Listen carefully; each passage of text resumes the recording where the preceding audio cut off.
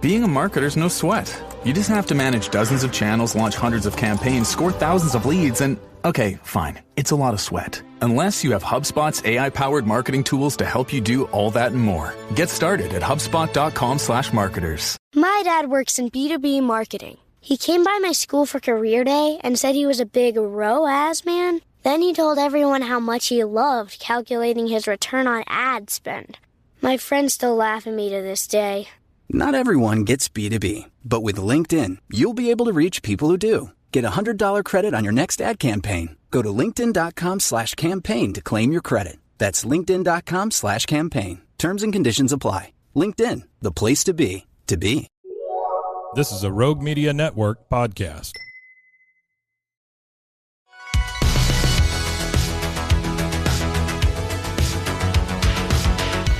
Welcome back to another episode of No Waco. This is your host, Debbie. Welcome back to another episode of No Waco. I'm your host, Debbie, and today we have a very special guest here in the studio. Go ahead and introduce yourself.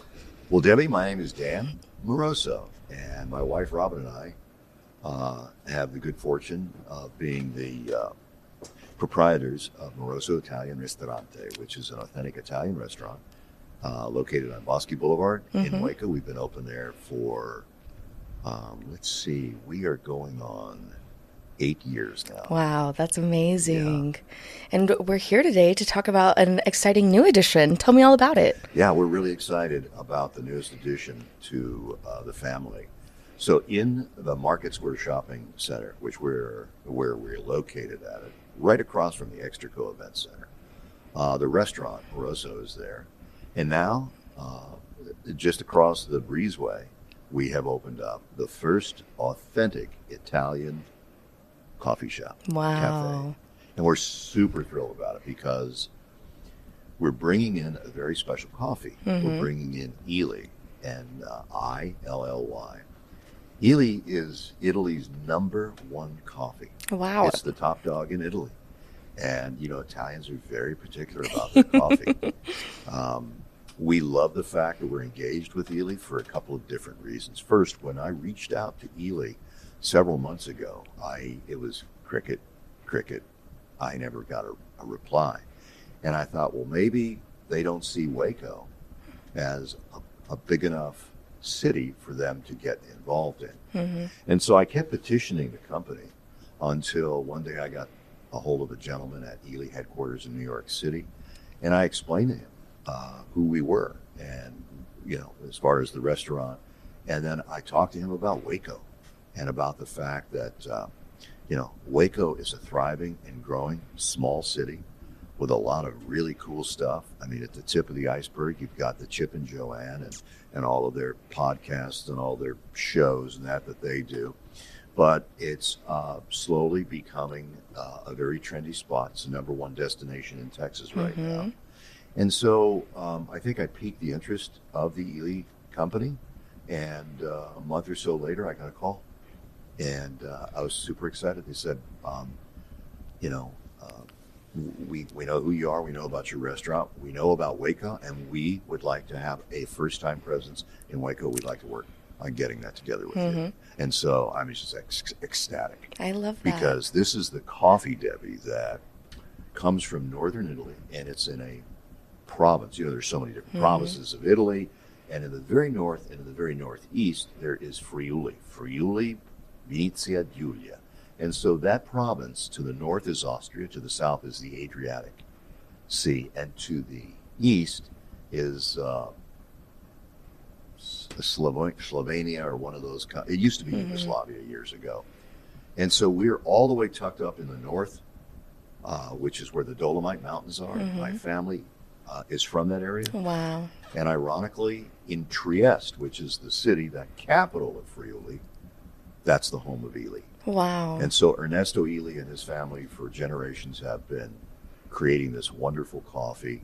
I drink it every morning. It's a unique cup of coffee. It doesn't have that sort of astringent or bitter aftertaste. It's very smooth. And this is the coffee that generations of my family have been drinking. And so super, super happy to be able to bring it here and share it with the Waco community. I absolutely love that. And it's so wonderful to have a little bit of culture right here in Waco. And again, just touching back to your childhood and, kind of just having that family tie to it also is just so important. And so I love seeing that. With that, I guess we'll take a little bit of a backwards. I know you already talked about the journey, but let's talk about you for a moment. So I know, of course, you talked a little bit about your family, but one of the first questions I always ask is, what brought you to Waco, or are you Waco native? What's your Waco story? Well, it's a great question. So my Waco story is, I married a Texas gal, and she followed me all over. Our last spot was 17 years in Miami Beach, wow, Florida. When her dad retired from the DFW area, they moved back to their hometown, Waco, Texas. And so we started coming out for all the holidays, and we would drive or fly and spend time. And we were out in the country in China Spring, and we just absolutely fell in love with the area in general. Over a course of about 10 years going back and forth, we got up one morning around 3 in the morning to start driving back to Florida, and we both looked at each other. It was just, there was fog on the road, and it was a cold morning, and we looked at each other. The car was packed. We had our dogs in there, and we're like, we don't want to leave. And so we decided that through a lot of prayer and effort, we were going to find a way to make Waco, Texas our home, and we did. I had a company in Miami, a media company, and I ended up slowly phasing that out and closing it down. At the same time, we were able to sell our home, and it was a really weird market back then for house sales. But we managed to sell it and come out well above water, and then we moved to Waco, and we've never looked back. We love living here. And so that's how we got to Waco. And by the way, my wife did attend Baylor as well. Oh, wow. She's a Baylor alum. That's so cool. And that's crazy because a lot of people that come on the show, they do talk about their Waco journeys. And either it is because of they'll come in from Baylor and then they'll leave for numerous years, go see the world, go travel, go do whatever. And then they bring that back to Waco. And that's why I think it's so important that we're such a big melting pot. It's because when people leave and then bring that back and come and settle here. So I love hearing that story, as yours does relate to a lot of other people who come on the show. Well, and one of the things when we first moved here, we wanted to create something that was unique and valuable to the community. You can open up a unique hot dog stand or hamburger stand, but there are plenty of hot dog and hamburger stands around. You can open up another Mexican restaurant, and you can do really well, but there are plenty of good Mexican restaurants in our community. So when we got here, we had the idea of opening up Moroso. And in the beginning, it was called Moroso Wood-Fired Pizzeria, because we were the first and only restaurant in the city to have an actual Neapolitan wood-fired pizza oven. And so that was our calling card in the first few years. After that, we discovered that as we developed our menu, and we started putting on some of those quintessential Italian dishes and really authentic Italian food, all from scratch, that we needed to change the name to be a little bit more descriptive of who we are. So we are now known as Moroso Italian Ristorante. So that was a big deal for us. And in the beginning, especially with pizza, we had to break through a barrier because a lot of folks here grew up on conveyor belt pizzas. And so in the beginning, we would hear pushback like, why can't I get ground beef or pineapple on my pizza? I'd have to go out there and speak with our guests and tell them, there's nothing wrong with that, but it's really not Neapolitan wood-fired, and that's kind of what we do. Is we are really sticking to the tenets of Neapolitan pizza. We bring our flour and tomatoes in from Italy. They're organic and non-GMO. So we really tried to steward that 300-plus-year-old tradition. We're not doing anything really new when it comes to pizza, but we are holding on to tradition. With Azzurro, our new cafe, in Italian, Azzurro means sky blue. Aww. Kind of like Spanish azul, which means blue. And so, as you know, when you go in, there's a lot of that beautiful blue. It is gorgeous. The architecture and the design is so beautiful. Thank you. That was by design. We wanted to create a really authentic Italian shop. Now, what's an authentic coffee shop? So, first of all, you have to start with really authentic Italian coffee. If you want to be an Italian cafe, I mean, there are so many great cafes in our city, and I know a lot of the owners, and they roast their own beans, and they're doing their own thing, and they're doing great. We wanted to be the first to capture that Italian sort of European cafe feel. So when you come in and visit Azzurro, there's an instant vibe that you pick up on. Well, I mean, even outside, like you have the bistro tables, you have the beautiful umbrellas, like you really get transported into a spot. And one of my friends, whenever we went, she's been to Italy, she's been all over Europe. She walked in, she was like, this is amazing. This is a little piece of Europe right here in Waco. That is the highest compliment. That's the highest compliment, because really that was our goal. That was my goal, was to create a spot. And you have a lot of folks who you care about it, who are going to offer you advice. I think you should do this. I think you should do that. But one of the true secrets in the hospitality industry is being able to give your community something unique, something that they want, but also something that you feel passionate about. And in the case of our restaurant and our cafe, we are really sticking to the authenticity of what we do. So pineapple and hamburger, you probably won't find that on one of our pizzas. But there are a lot of other great alternatives. And I think when people come in to visit the restaurant, one of the things that we heard years ago from a news commentator that I was doing an interview on KWTX, and it was Taina Maya who said, Dan, we've come to just really trust you. And when we see specials on a Friday or Saturday, we don't really know what it is. We try it because we trust you. Aww. And I thought that was the highest form of praise, is that we've gotten to a point in the 8 years that we've been open to where people trust us that we are going to bring in something really authentic, very high quality, using only the best ingredients. We try and do the same thing with Ely.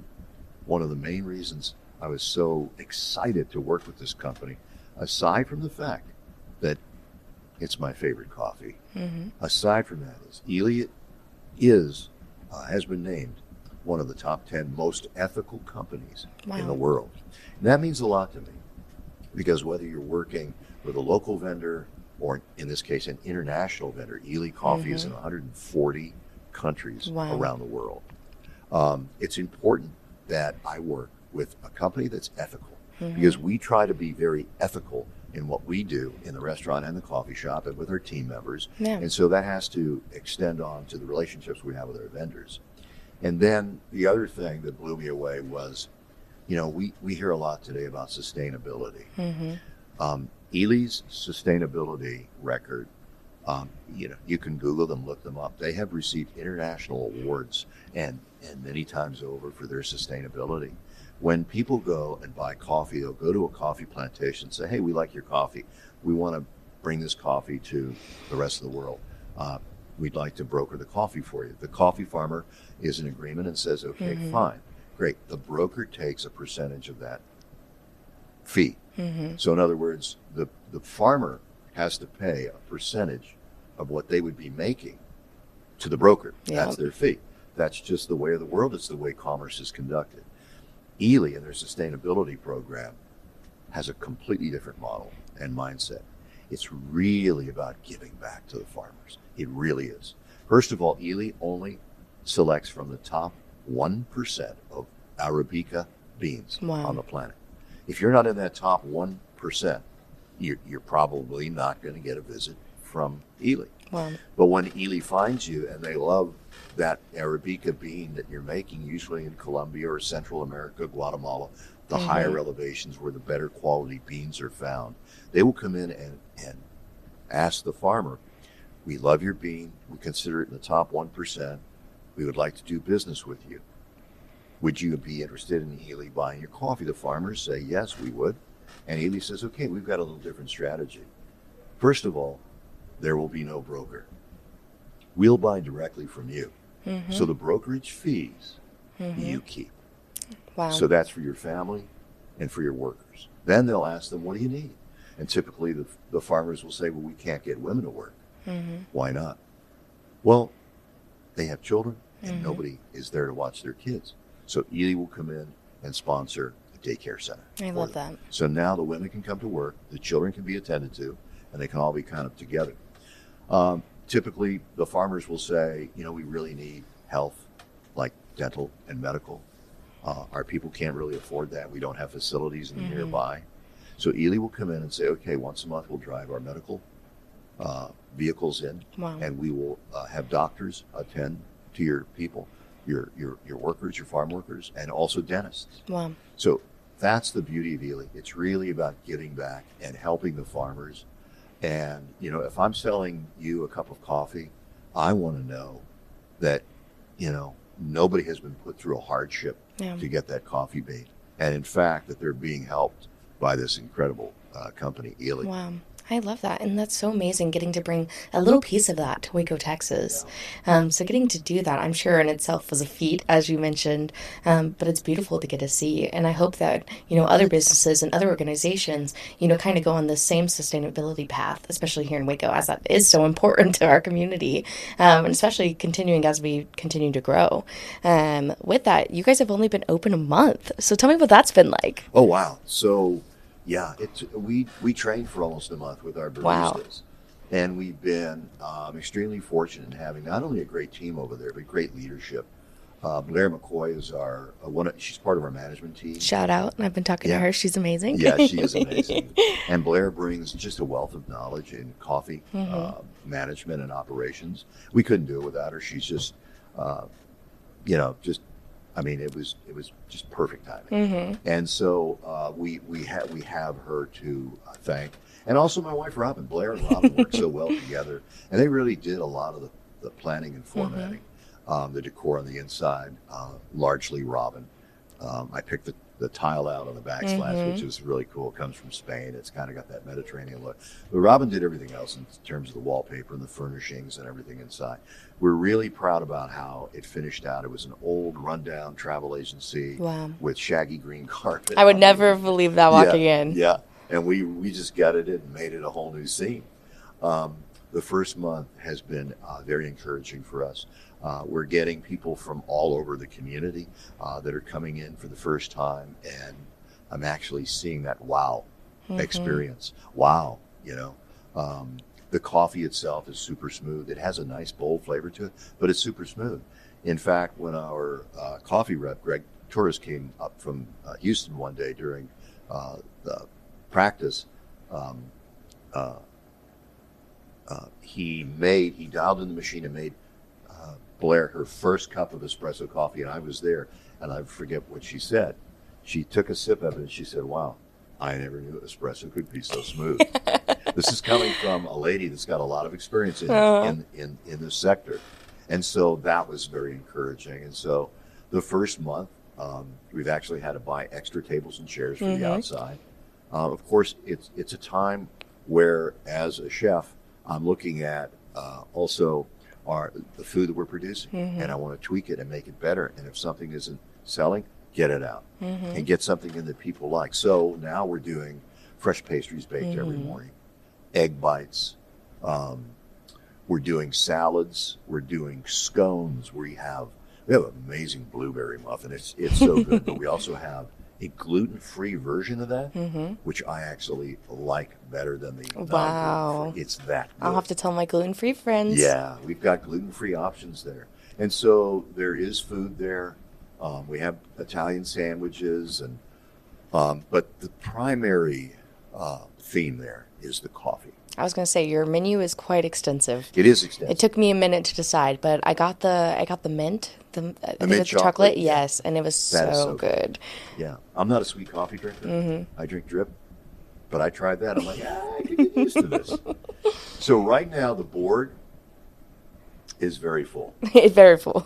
And we wanted to start out with just every kind of selection that you could possibly imagine. We make our own cold brew, and we make our own nitro. Wow. And so Ely, being an innovator in coffee technology, they invented a piece of equipment that no longer needs a nitrogen tank to make the nitro coffee. In fact, this new proprietary equipment from Ely It takes your cold brew and then it extracts the nitrogen out of the air that you breathe. Because there's like 90% nitrogen in our air. So it extracts it out and injects it into the coffee. That's that cool. Creamy Guinness type texture in the nitro. We're really, really happy about the reviews and the feedback that we've been getting. And so what you'll probably see on that menu board is over the course of the next 2 or 3 months, we'll slim it down a little bit. We wanted to put everything on there and just give everybody an opportunity and see what people like, and then we'll go from there. But we have all the usual So stuff. go now to try everything. Go now. Yeah, go now. Open Monday through Saturday? Monday through Saturday, 7 a.m. to 2 p.m. 2 p.m. We're located right in that same market square, which is across the street from the Extraco Event Center, 4700 Bosque Boulevard. You can't miss it. We have the red Ely umbrellas outside. There's a big blue sign on the front facade of the building that says Azzurro Coffee, Pastries, and More. And we anticipate that probably within about 6 months, we'll have a drive-through. Wow. So we'll make it easy for people if they're on the go to come in, order your coffee, your egg bite, your pastry, whatever, and be in and out within like 3 minutes in the drive-through. That is so exciting. Yeah, we're super excited about it. Well, I'm definitely looking forward to that.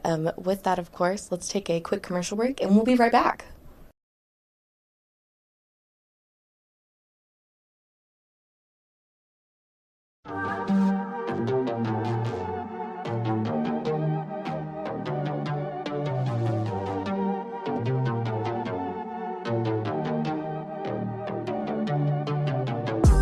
Hey y'all, I'm April, Hi, I'm Caroline. and we have a new podcast for you. What's it called, Caroline? Bloody Happy Hour. It's going to be your new favorite guilty pleasure. We're going to talk about some bloody stuff. Serial killers, true crime, Rape. rapists. Why not join us? We'll have a good time. You literally never know. I don't know what I'm going to say. Bloody Happy Hour. Apple Podcasts, Spotify, or wherever you listen to podcasts.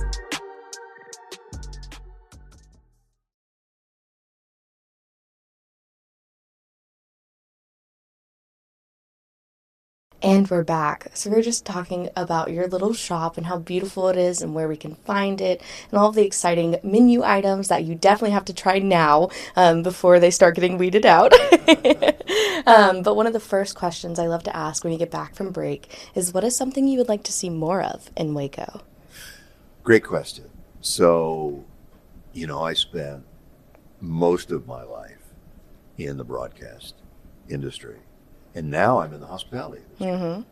And I remember when we opened Moroso, we were the first of a kind.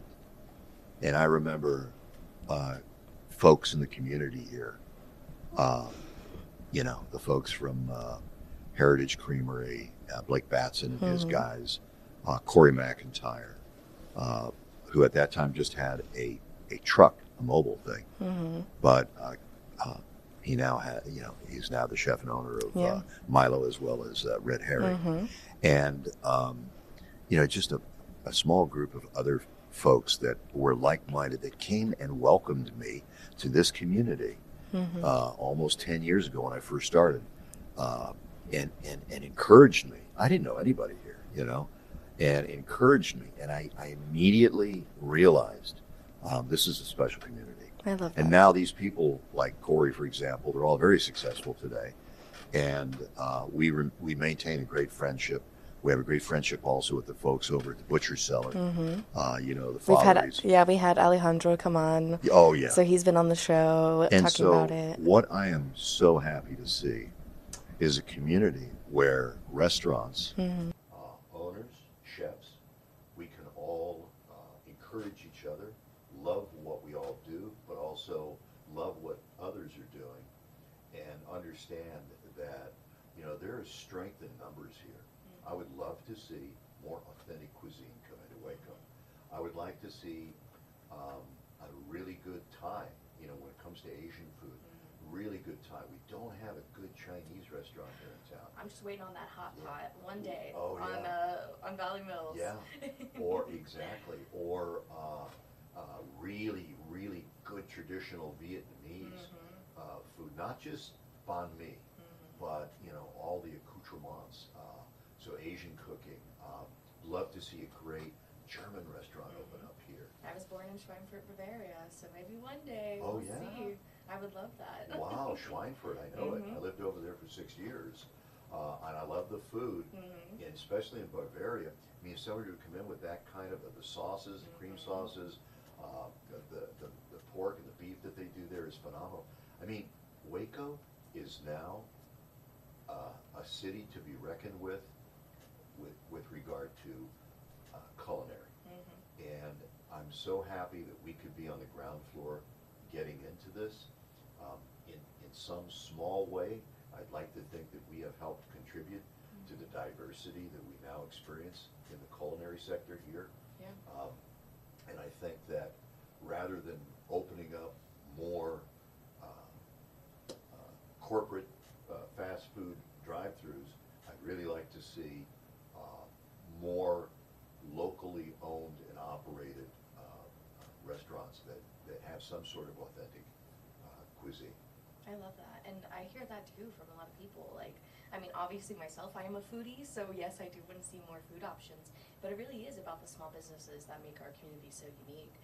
A lot of people always talk about how Waco has like this small town feel, but like is growing and getting those bigger city vibes. But it's also so important to recognize that without all these little mom and pop shops, all of these amazing restaurants, we wouldn't have that. So it's kind of beautiful to see that landscape shifting and continuing to grow. Absolutely, and we don't have to come an overgrown city in order for that to be relative for us. For example, we are a tourist destination, and so there are a lot of folks that come here from all parts across the United States and even the rest of the world to come and visit the silos and so forth.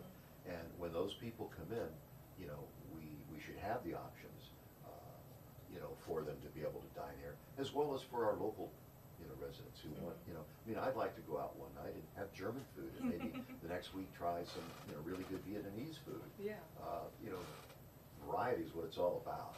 Variety is the spice of life. Yeah, and you ask any restaurateur, I know most of the chefs here in town, they don't eat at their restaurant.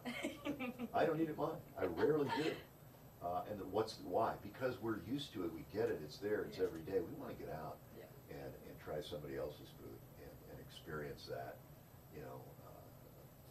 that sort of culinary journey so that we can, and also as a chef, it gives you reference points. Yeah, we gotta go try the new Opal's Oysters that just opened up. And there's so many, the new steakhouse that's being opened soon. Like, there's so many things that are just coming, and it's amazing to see. And just knowing that again is here for people to try. I make a rule: I don't try any restaurant until they're at least 3 months in. Oh, okay. So even my friend, even my buddy Corey said, "When are you going to come over?" I said, "Corey, I'll wait 3 months. Get all your stinkers off the menu. Fix whatever you need to get fixed. Come up with what you think this is it, and then I'll come in." I love that. And we did. And it was a great experience over at his place there. My wife and I just recently celebrated her birthday. We went a little prematurely to Opal, but that was a very cool experience too. The dining room gives you the feel. It's supposed to be like a New England oyster house. I got the feel of a really cozy little French bistro, French restaurant there. So the vibe is, whether you're at Herringbone or the Butcher Cellar or Moroso or Opal, it's really not just about the food, but it's also about the vibe. I know. Well, and Herringbone is gorgeous. Just going into Red Herring the other night, I was like shocked. Right. And then knowing that Lucky Bucks is there, and now Repose is opening, it's just amazing to get to see all that growth and then how people can come together with that. I know you kind of already answered it, but one of my next questions is, why do you think it's so important for you to be here in Waco right now? Well, from a selfish or personal perspective, this is where my wife and I want to live, and it's where our roots are now. I was born in New York, raised in Southern California. I've lived all over the world, traveled all over the world, and for right now where we're at, this is, for us, this is home. There is something about the fabric of the people in Waco that is really special, really special. And I'll be honest with you, it probably exists in other communities around the United States, but in the cities that I've lived in recently in my life, I haven't seen that sort of togetherness that we have here. You know, people come into the restaurant or you see them at HEB in the morning, and, you know, somebody looks at you with a set of bib overalls on, and you go, "Hey, how you doing this morning?" And I look at them like, "Do I know you?" And but it's not. It's just that genuine, the fabric of the people here in Waco. I think so. And I'm very grateful for that. So is Robin. People here, you know, this is not a jaded community. You know, people are very friendly and they want to help. And so, you know, you get, as a restaurateur, you'll get one, maybe two impressions before Wacoans make their mind up. And you got to put your best foot forward. You got to really strive to do a very good job. Now we know there are other restaurants. Other restaurants also equate to competition for all of us. And that's okay, because healthy competition is very, very good for the marketplace. Very good. And so that's why I embrace the others that are doing, you know, these wonderful new concepts and so forth. You know, we want to see them survive.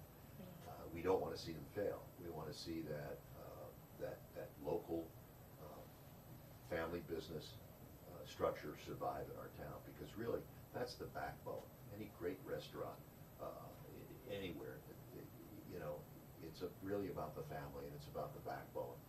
You know, think about your best restaurants around the world. They're owned by a chef, or they're owned by a Danny Meyer, like Gramercy Tavern in New York. They're not a corporate entity.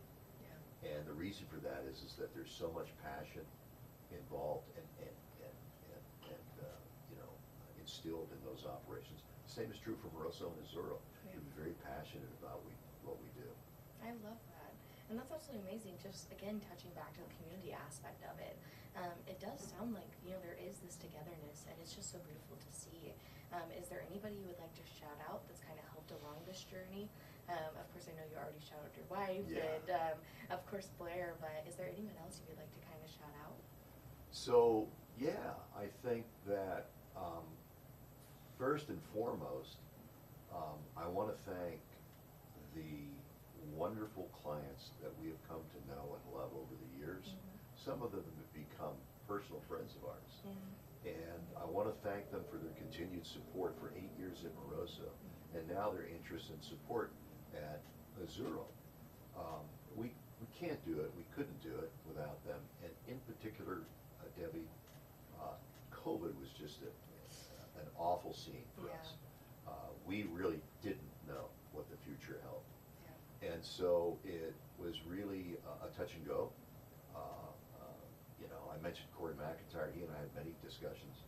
You know, we were beside ourselves. We didn't know what was going to happen. And yet, guys like him and us, we hung in there. But it was the community. It was our beautiful guests who said, "We'll commit to coming there one day a week and picking up for you." And so they helped us sustain through. We'll never forget that. And that's that part of the community I love. That's that fabric of the people that are here. They'll help you. And then the other part of that equation in terms of a shout out is a shout out to the amazing team members that we have working at Moroso. I love that. They come into the restaurant or to Azzurro. You know, we've got a brand new team at Azzurro. You've got Rosie, who worked with Blair over at the #1 busiest coffee shop in the city, which was a Starbucks, and that was over at Moody, you know, and Rosie.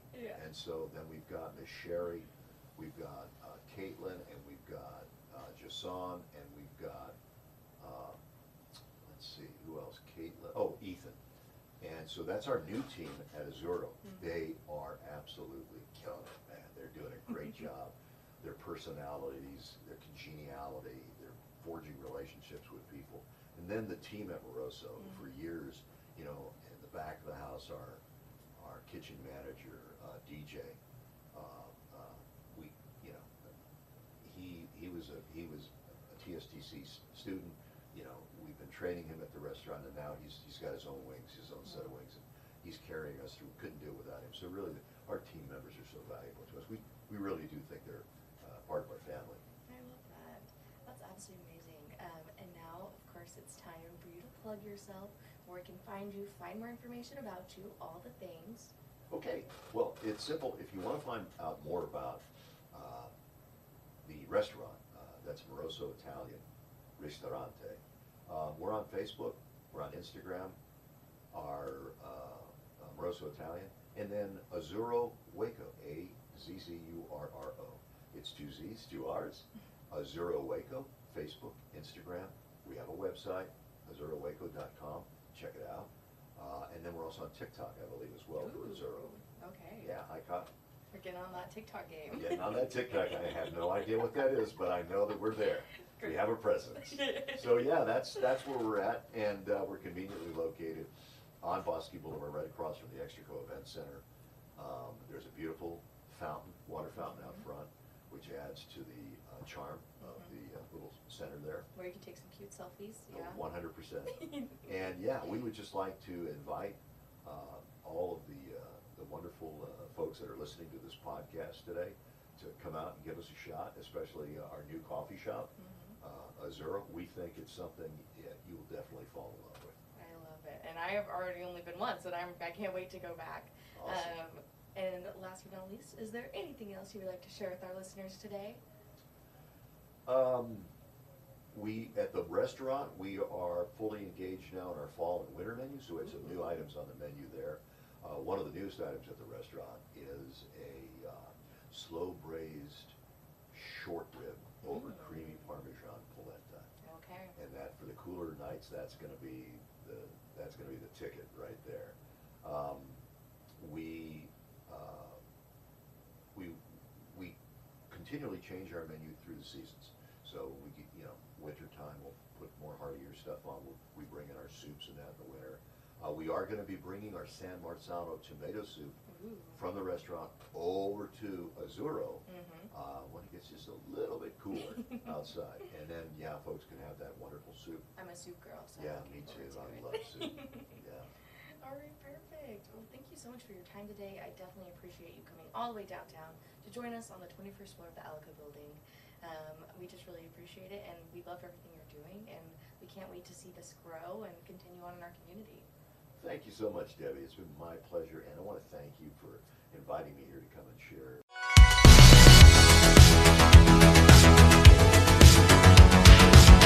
Find us everywhere on all social media platforms, KNOW_Waco. Check us out at roguemedianetwork.com, and we're on YouTube under Rogue Media Network. Check out nowaco.com.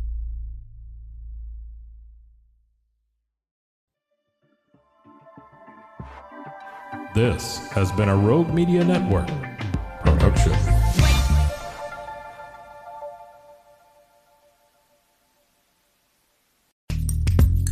Are you a podcaster? Let's talk podcast hosting. Are you tired of your current podcast host? Need real support in a community that gets it? At Rogue Media Network, we offer top-tier podcast hosting services to help you thrive. From hosting and distribution to dedicated support, we've got you covered. Starting as low as $25 a month. Join our community of passionate podcasters today.